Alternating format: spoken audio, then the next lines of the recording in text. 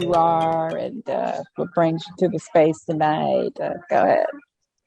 Yeah, Welcome. Reverend Michael Malcom. I'm the founder and executive director of the People's Justice Council, as well as executive director of Alabama Interfaith Power and Light. We're based in Birmingham, Alabama, and I brought myself all the way over here to Egypt to be a part of the community that is civil society. But in that being a part of the community that is the civil society, we're making demands on loss and damage. We're making demands on climate finance. In essence, we're making demands on doing the morally right thing and repairing the damage that has been done and making polluters pay for it because they're the ones that did the damage. Exactly. Thank you so much for sharing that. So before we pivot into some of the questions, I do want to share that we had an invitation to Radiatu Khan Play of Liberia. Was supposed to make it. I'm not sure, technology is real. We're trying to, stop all these different divides and find different ways to bring us all together. And we also had a guest from Zambia who was supposed to join us tonight, Mela Chiponda. So maybe we'll loop them in next time. Maybe they'll make their way in here momentarily. So one thing we have to be is flexible, and the only thing constant is change. So I'm just going to put, I guess, the first question is maybe if you can share like whatever kind of community that you identify with, your smaller or bigger, locale, geographic, if you can just describe your community and like what your plight is and what you're trying to move and transition as a collective. Siwatu? Yeah, thanks for that question. So first and foremost, I'm accountable to my community back at home in Detroit, Michigan. I'm accountable to single mothers. I'm accountable to those who are incarcerated, those who are serving lifelong sentences in state prisons and federal prisons. And I'm also accountable to my communities, like here in Egypt, and as well as across oceans and seas and borders who are impacted by false solutions, climate disruption, catastrophe. I'm accountable to my communities who are experiencing what we call colonization in the most heinous ways. And so I'm here with a pretty large delegation, with the It Takes Roots delegation, which is part of many alliances of the grassroots frontline communities from across Turtle Island, as well as some of our international allies and siblings, like Nigeria.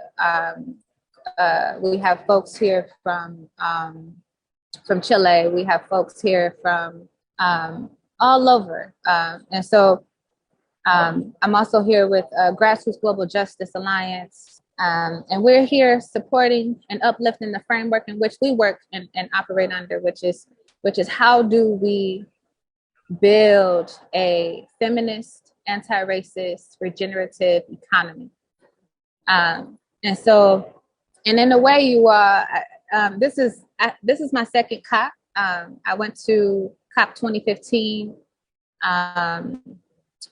where I didn't have access to the actual conference. So I spent 10 days in the streets where I think we belong, with my 7-month-old baby strapped to my chest. That was the last conference that I had went to.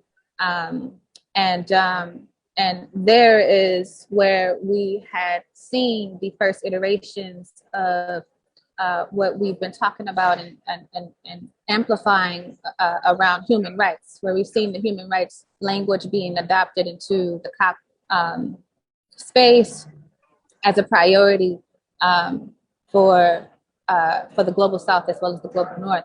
And so And so it's a moment of contradiction to me, because actually I just left a powerful panel with a sister. Her name is Sana, who was here supporting and speaking on behalf of her brother, Ale Al-Fatah, who is an Egyptian political prisoner. So as someone who has come from the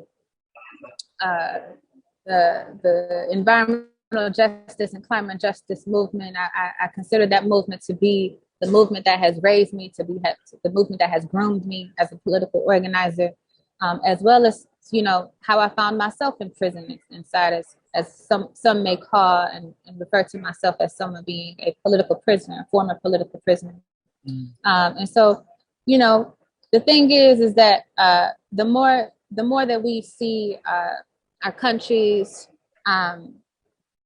continuing to use the COP as a global platform to me, continue the conversation and also fancy contracts around what we know is false solutions, you're going to see the increase of resistance on the ground, right? So there's not much time where we're going to continue to stand by our land grabs. There's not going to be much time where we're going to continue, and it's not even just our normal circles and communities of resistance. We're starting to see the mass consciousness change amongst all of our folks, right? So we're seeing an increase of resistance. We're seeing an increase of consciousness. We're seeing an increase of activism. We're seeing an increase of hunger for change. So you're starting to see more and more people, new people coming to the COP, which then literally, places the demands on the ground at the forefront of what is being talked about, like in spaces here at COP, which is tremendous to me. And so I just wanted to lift up again, Ale, who is right now on a hunger strike. Right now, we know as environmental justice organizers, climate justice organizers, we know that that work is dangerous work, right? The work of to do this is vulnerable. You're placing yourself in a very dangerous, to me, I call it dangerous work. Lighting. But here is a brother who has literally been in prison for his voice, for his activism, for his organizing, as well as the thousands of other Egyptians who have been in prison because they are demanding climate justice, because they're demanding environmental justice and fighting back against environmental racism. And so I'm just wanting to lift his voice up. Right now, there hasn't been any word about the conditions he in as of today. And so I just want to call forth his release, his immediate release, as well as all Egyptian political prisoners and political prisoners all over the United States as well. Some of the most beautiful and talented people are inside of prisons and inside of detention centers. And so I just want to call them into the space, because that is where I come to this COP for. That is what I've come to bring in, the formerly incarcerated, system impacted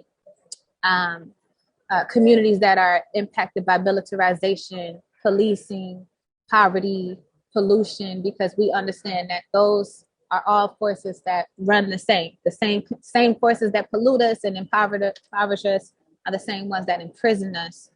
And so there is no differentiating. So we must continue to connect at that intersection and have that deep analysis when speaking about climate and environmental justice as well. So yes, I'm here with a beautiful delegation. And yeah, we're here repping a fair economy. Wow. That was strong. And you call it out, the political systems and the need for all the system changing, and calling for the release of all of the political prisoners, and how we need to be out in the streets where we maybe belong. So, and so much more.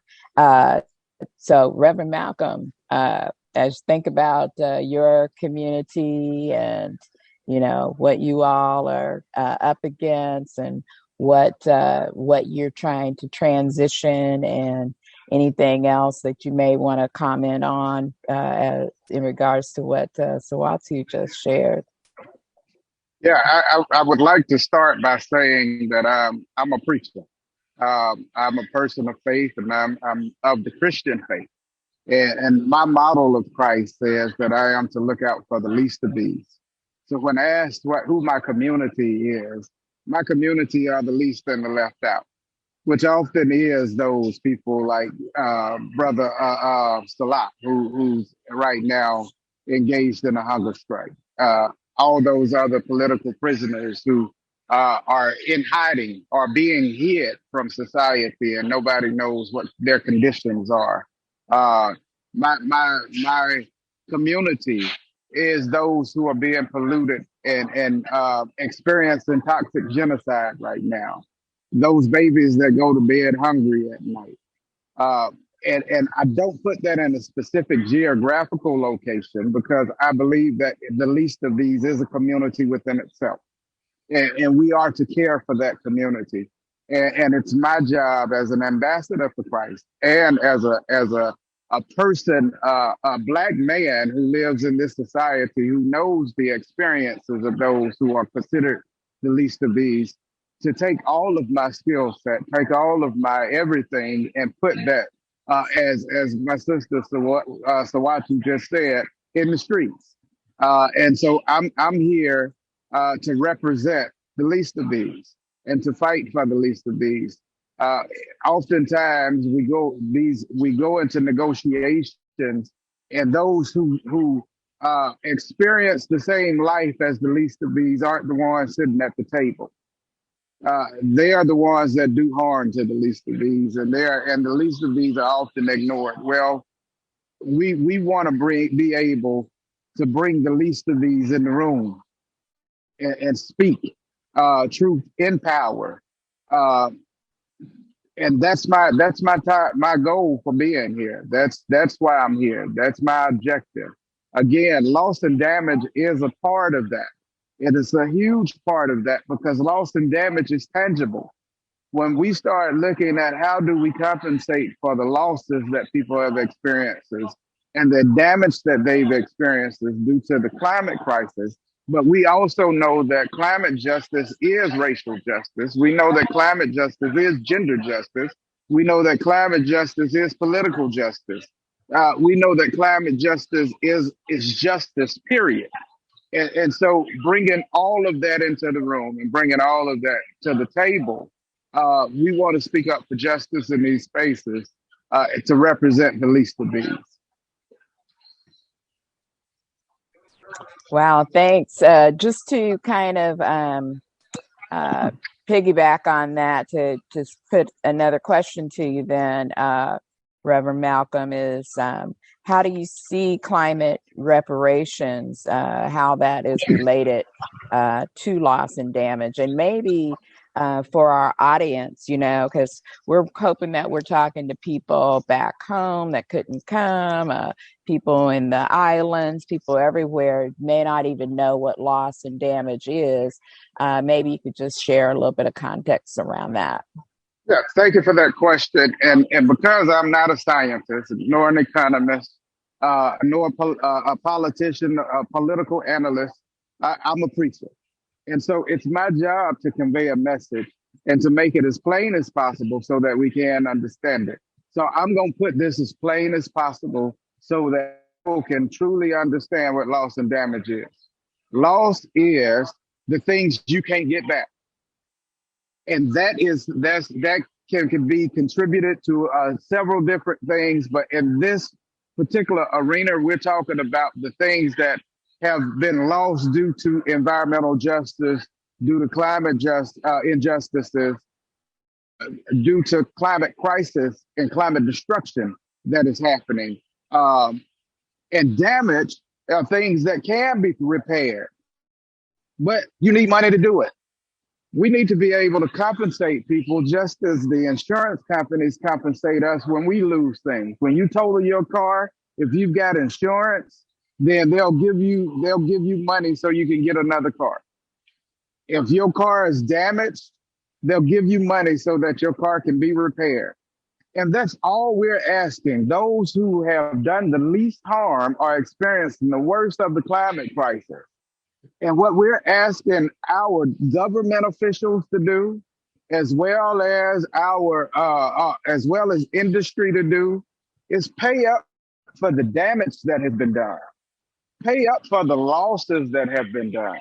Just as insurance companies have paid up for it to make it right, we need to do the same thing because it wasn't their fault. It wasn't their fault.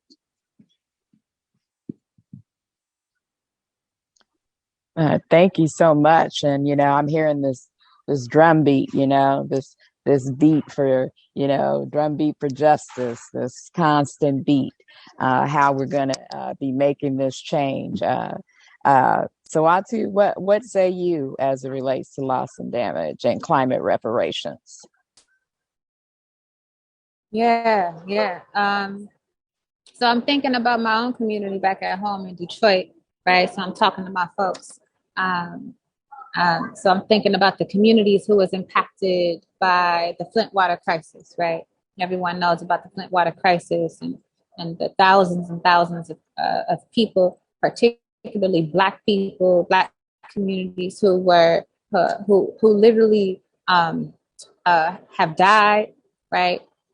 We consider this a political genocide, an act of political genocide on communities of color, primarily Black communities, primarily Indigenous communities. And so when we talk about reparations, we're talking about a set of players who are in control and repaying the community in a way that is very simple.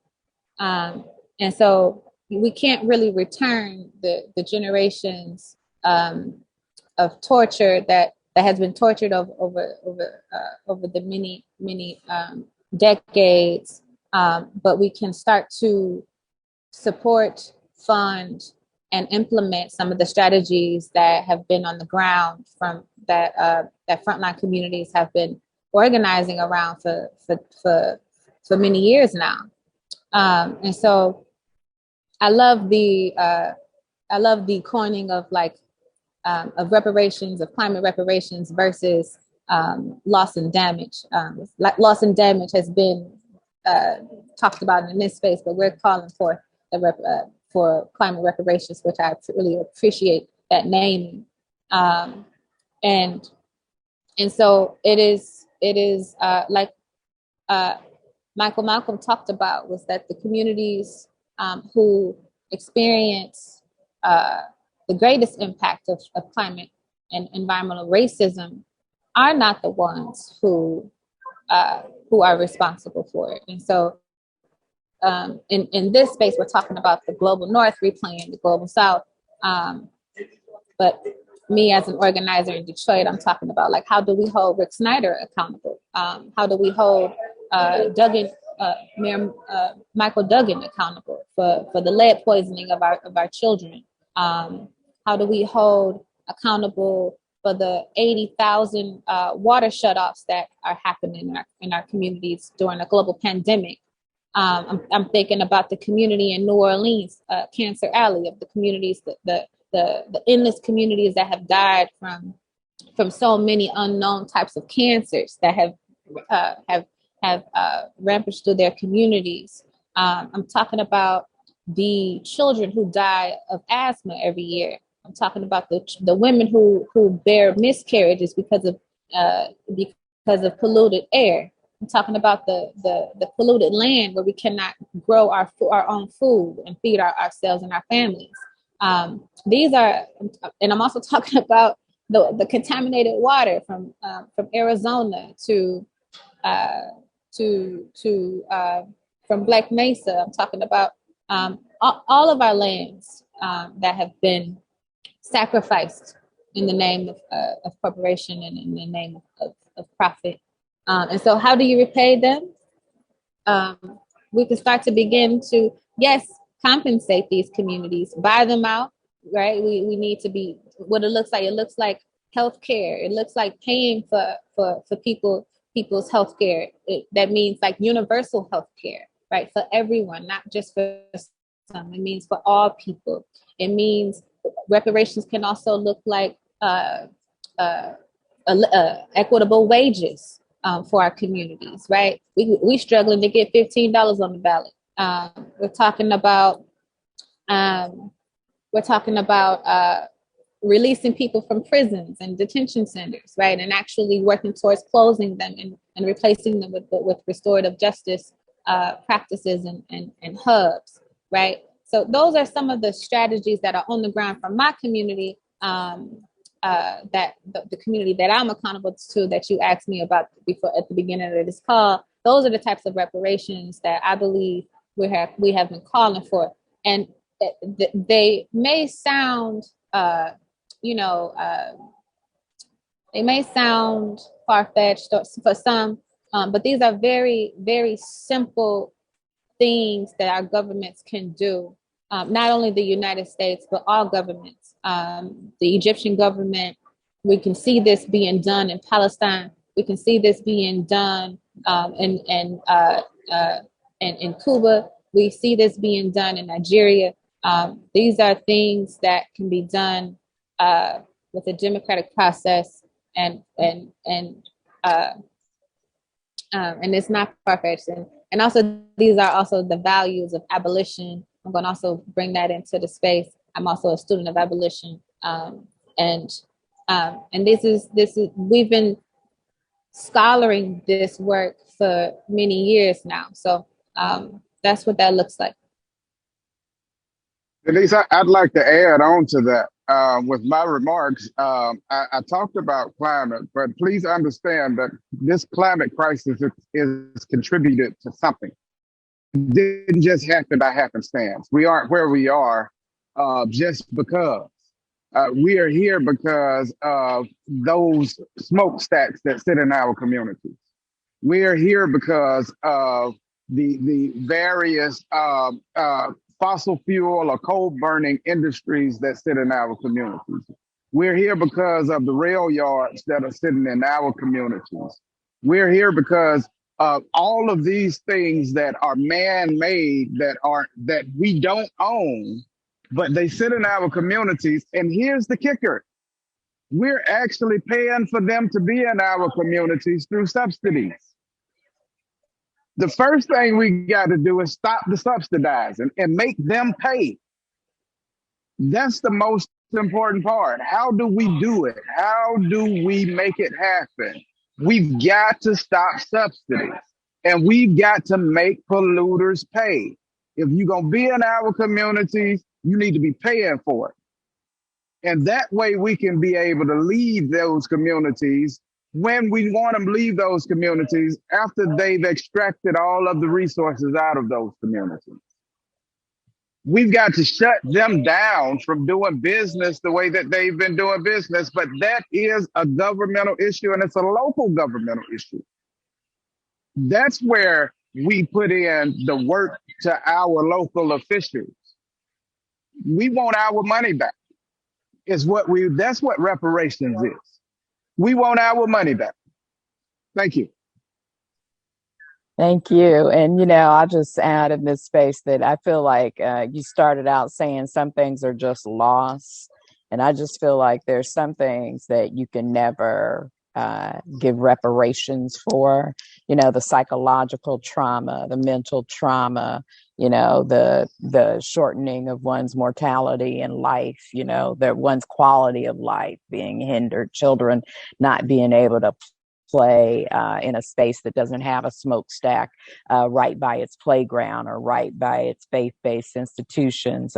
I've seen that, real touring different communities and being in spaces with others and listening, and the mortality of women's lives, right? When we think about women globally having to go get water and getting raped or, because the water isn't accessible, and, their lives being shortening or not being able to learn how to swim, and when there's flooding, ending up dying.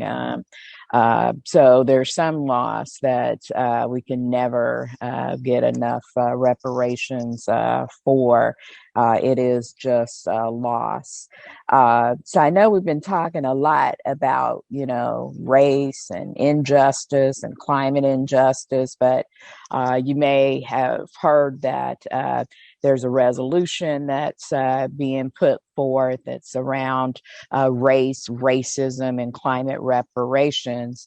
And just wondering, how important do you think it would be to explicitly include race and racism in the UNFCCC? What difference do you think it might make? I see we've got somebody else to join us, so I'm gonna be real brief with it because I'm gonna turn it over to these very capable sisters. But what was the question again, Denise? All these negotiations are happening right now, and Right. how intentional do you think race and racial justice and racism should be within these negotiation documents, within this UNFCCC? How explicit should it be? I have one word that has just resonated in my spirit this week: erasure, or last week, erasure. If we aren't careful, we'll be totally erased, and the process is happening. We've got to call it for what it is. We've got to bring race into the center point, because just as this isn't happening by happenstance, who it's happening to isn't happening by happenstance. And if we allow it, we'll hurt in silence, and they'll kill us. They'll kill us. So, I mean, it is absolutely essential, because this is happening to Black and brown folks. This is happening to indigenous folks. This isn't happening to everybody. Everybody doesn't have a smokestack in their backyard. Everybody doesn't have biomass facilities raised up in the back of their yards. Not everybody is prohibited from planting food on their very yard because of the toxicities, because of legacy pollution. Not everybody experiences brownfields. That's happening to a certain set of people, a certain community. It's absolutely asinine. And I would even go to say it's evil for you to ignore the fact that it's happening to a certain set of people. When we look at Justice 40, when we look at the IRA, the fact that they didn't put race in was hypocritical to the policy that you're trying to make. And that's just the very bottom line to it. Now, again, I'm going to step out of the way because I know these sisters going to take us to the next level, but I did want to set my baseline right there and let you know that it's absolutely wrong for us to ignore race, because if we're not careful, we will be erased. I appreciate your voice, your perspective, and it's our collective, right? This conversation of understanding the broader collective that's listening to us now, and how we really think about how intentionally we're going to make sure that race and racism is within the context of this UNFCCC or CCC, to make sure that it is explicit. Siwatu, before I turn to you, I'd like to just welcome Mela Chiponda, whom I met today from Zambia, I believe. Mela, could you just kind of pop on and say, hello, and just tell us, what organization or who your community is, whether it's a global community, your local community, or all of above, and just anything around, what you're doing, even in this COP, Conference of Parties 27 space. Thank you very much. My name is Mela. My friends call me Mela. but my full name is Melania, and I'm very proud of my name because my name means black. and I work on the continent in Africa. I have been working on the extractive sector, pushing back on dispossession, particularly how women experience the dispossession of their lands and their territories. And I've been fighting pollution, the taking over of rivers across Africa. I've been fighting the extraction of oil.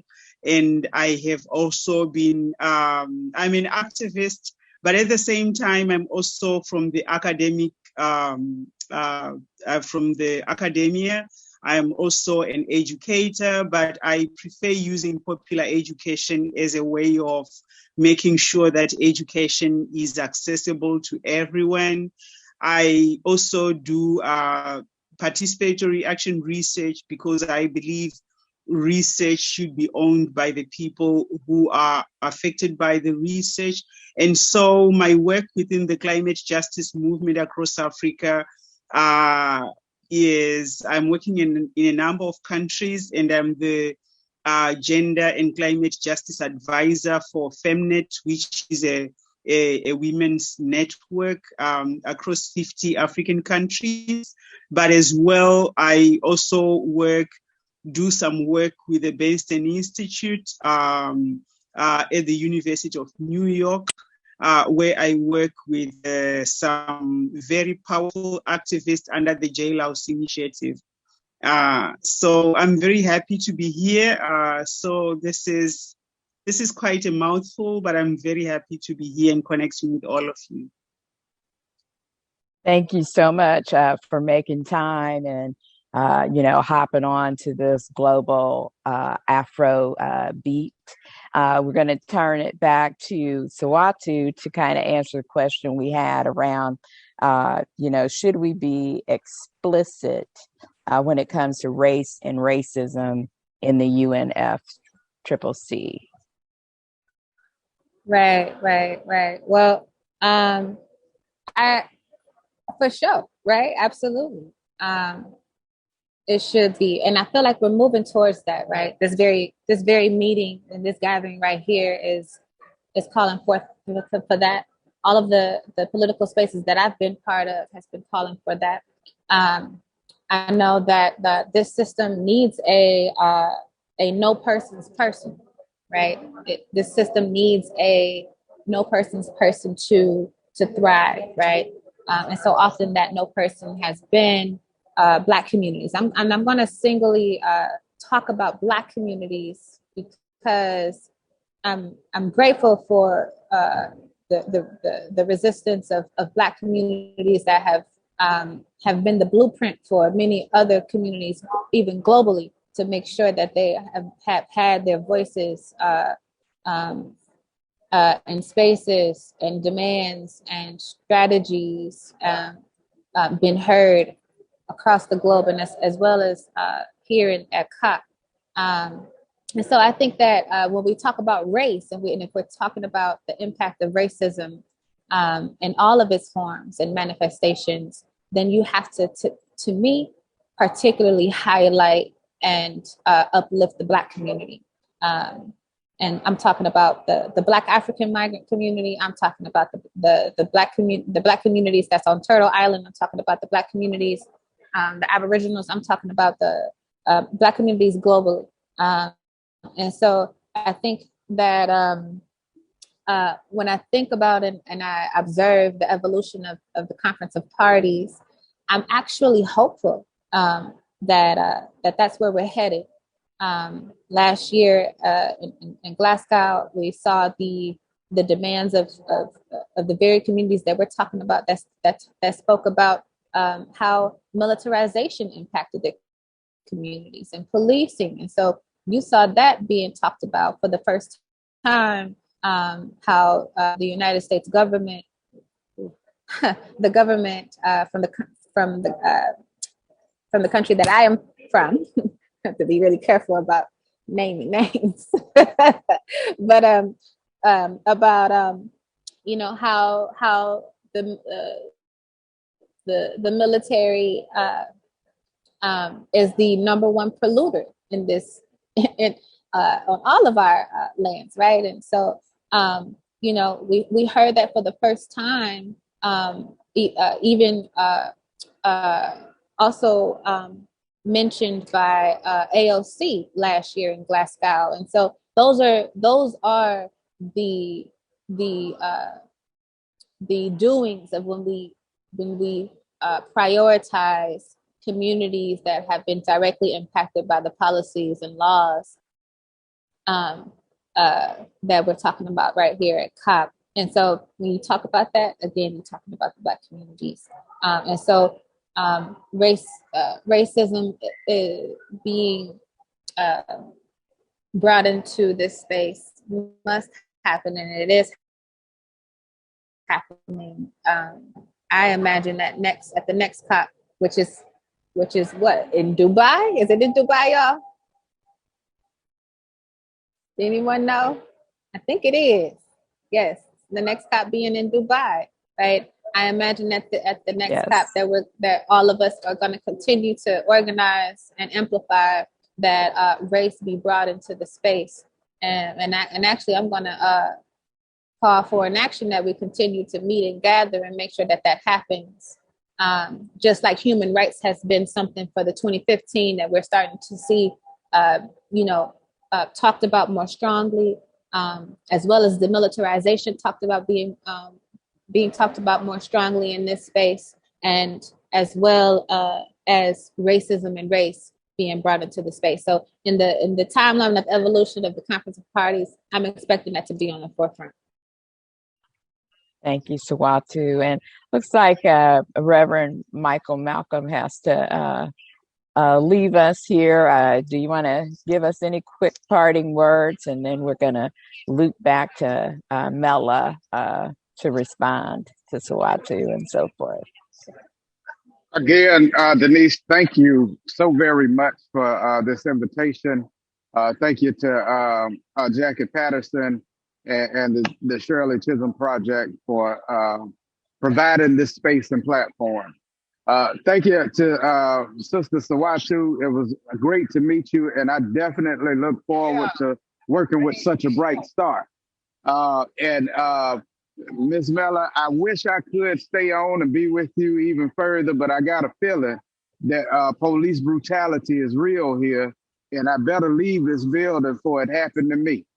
And so I thank you all so very much. Again, y'all, we've got to collectively fight because we are collectively harmed. I'm going to say that one more time. We've got to collectively fight because we are collectively harmed.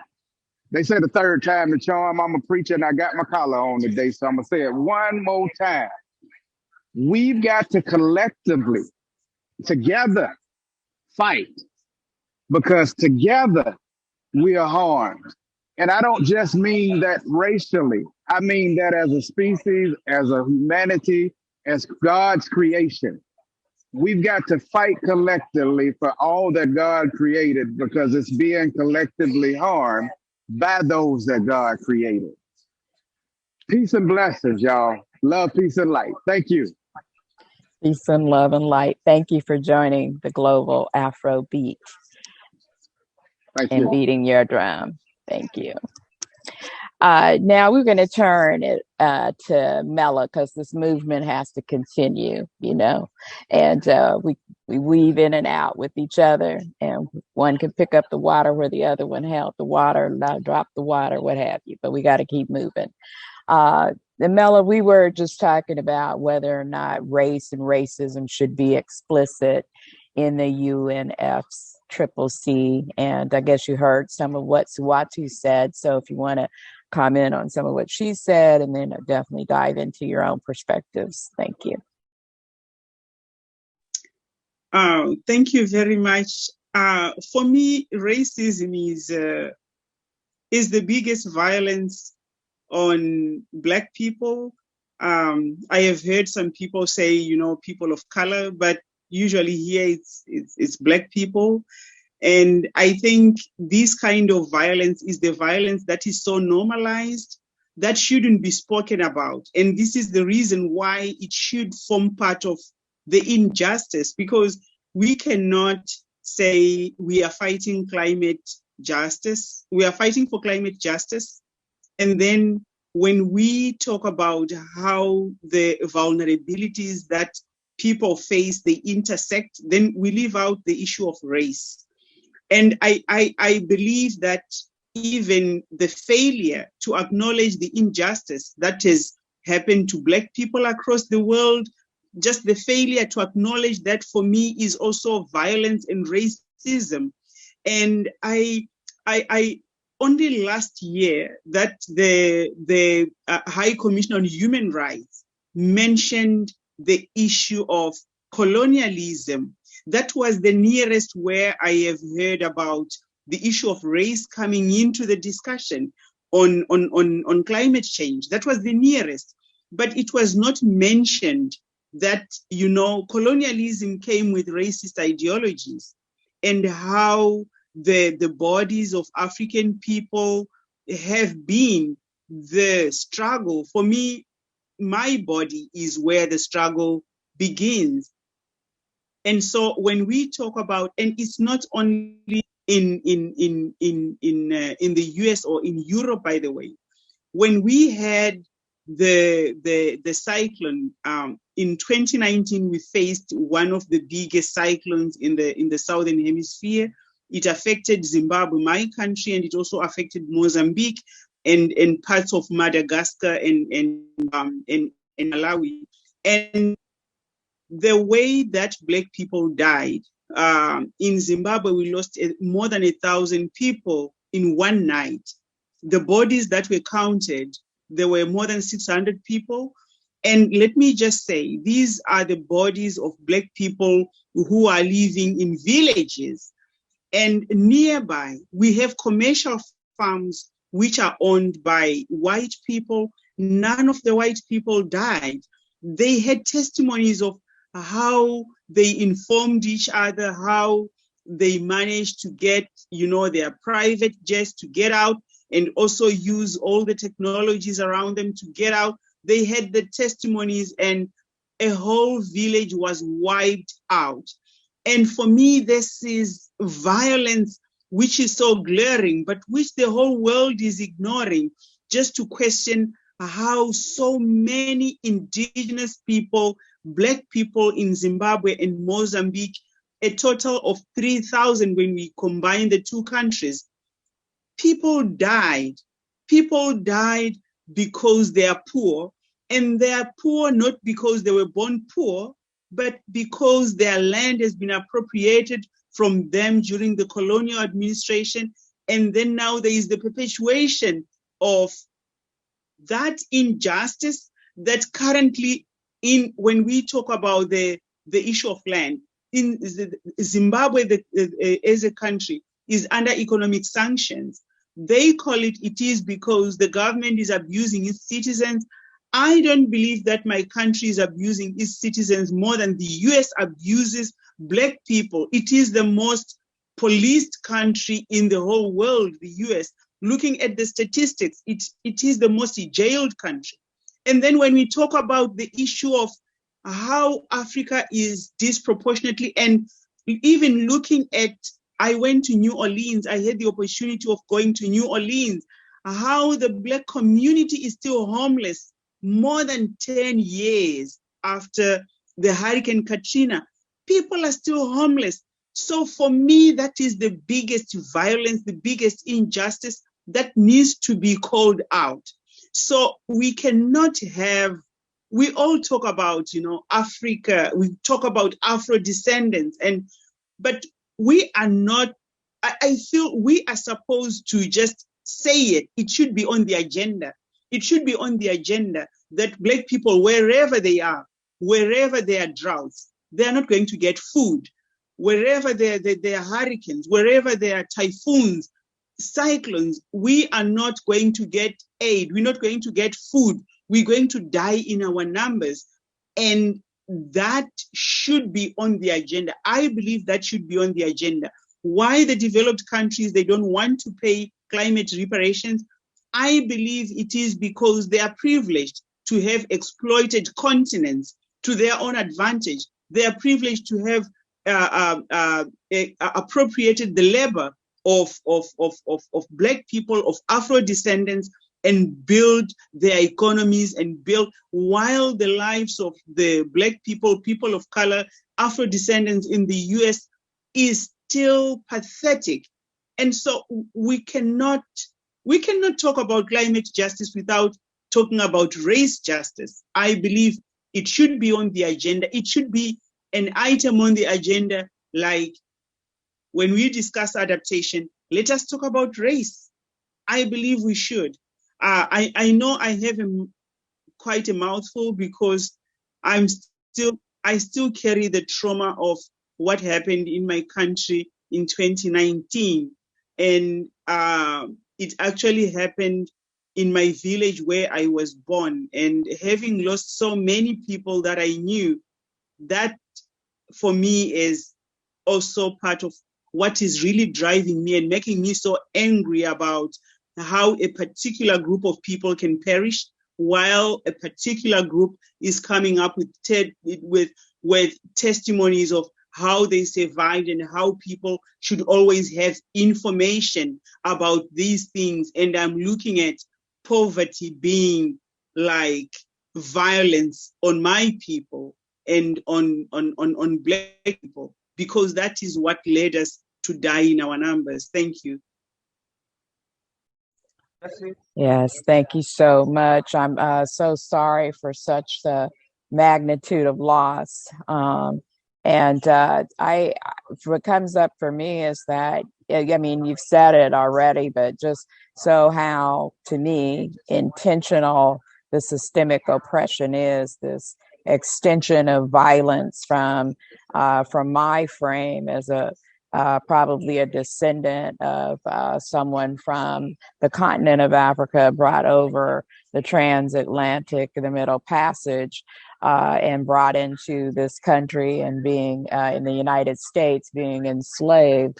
And then, you know, to the violence that's happening within the continent itself, within the space that you're in Zimbabwe, to whether it's the folks that are asking for, you know, Black Lives Matter in the Netherlands or in Australia or in Germany, how systemic this continuing drumbeat of oppression is. And so I wonder, how do we create a change within a system that doesn't seem to intend to want to make that change, that this is built into the frame itself? So now, how do we negotiate, you know, to be within the negotiations?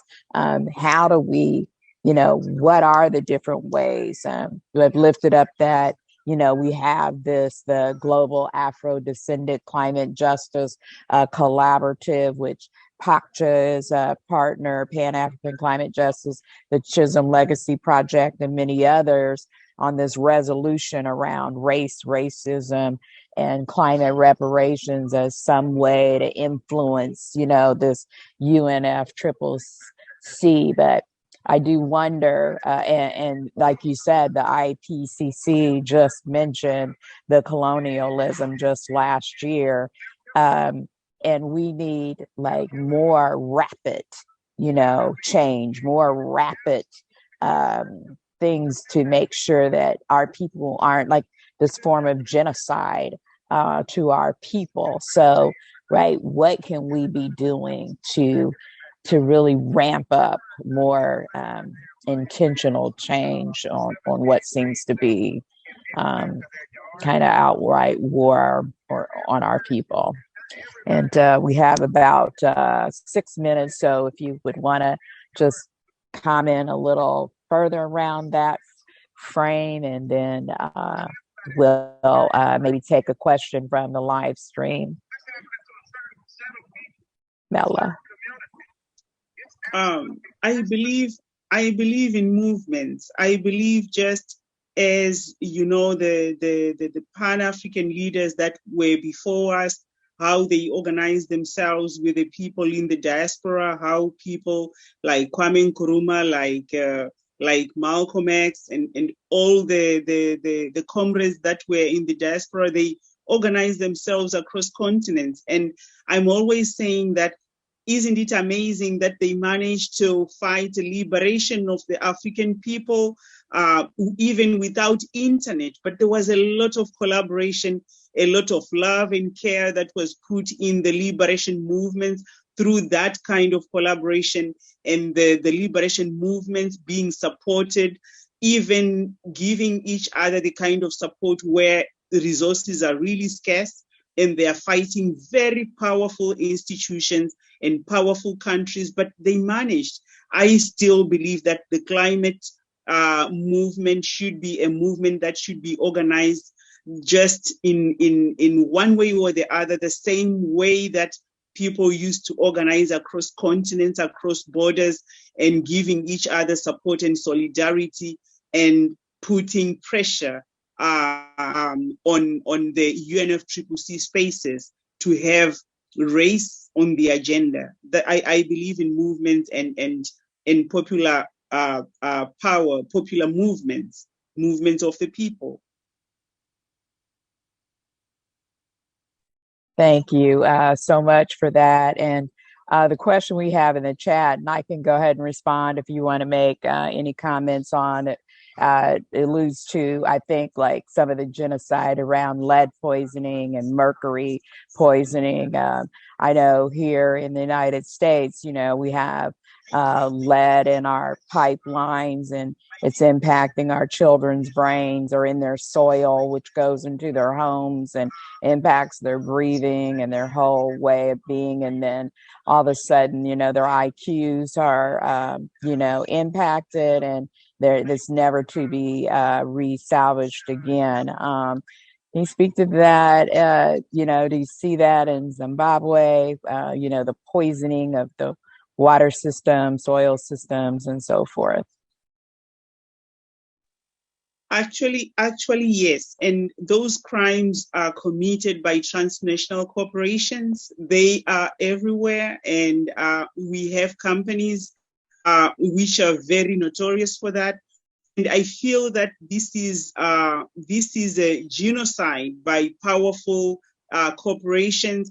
And for me, I feel like colonialism, it is not the old way where a political system is going to take the control of the political economic systems of another country, but I think it is being driven by corporations, the power that they have over governments, and the power that they have even to influence these UNFCCC spaces. It is that power which I feel that it is supposed to be challenged. We actually have people that have died from mercury poisoning. Zimbabwe has, like in every district, there are gold deposits, and gold, they use cyanide, they use mercury, and all that. And in the diamond sector, they use ferrosilicon, which they just throw in the rivers. And the rivers are the sources of water for the local people. And I feel that it is something that is supposed to be exposed, and also that communities mobilize to push back on these powerful institutions. But as well, I think we also need to address the issues of security, of human rights, of land defenders and people who are challenging powerful institutions, and people who are fighting for race justice, fighting for environmental justice and climate justice, because this is all inextricably linked when we look at it. So yeah, it's happening as well. Unfortunately, it's happening. Thank you again, Mela, for making time to join us on the Global Afro Beat. Your voice is so powerful and so important. I appreciate getting to know you in this way and other ways. I think collectively, all of our voices, all of our advocacy, all of our popular education is going to make the change that we believe in.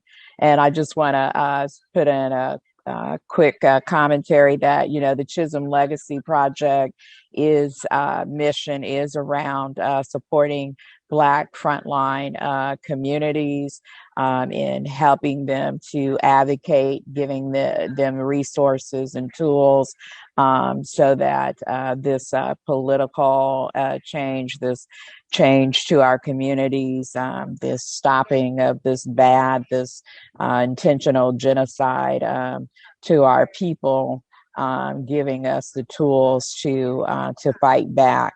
And again, I want to encourage everyone that is listening to our live stream, whether you're in the Netherlands or whether you're in Zimbabwe or in the Caribbean and Jamaica and so forth, that we welcome your organization to become a part of the global Afro-Descendent Climate Justice Collaborative. We need all of us, all hands on deck to stop all these really terrible, bad systems and to bring in the new possibilities that we all believe in. And I also want to lift up to watch our social media because we're going to be sharing our racism and climate reparations resolution. We want your organizations and your persons to sign on in support in the next few days as we take this to the UNFCCC and demand that race and racial justice and be explicit within the UNFCCC. So this concludes another great night of the Global Afro Beat. Thank you. Good night or good morning. Au revoir.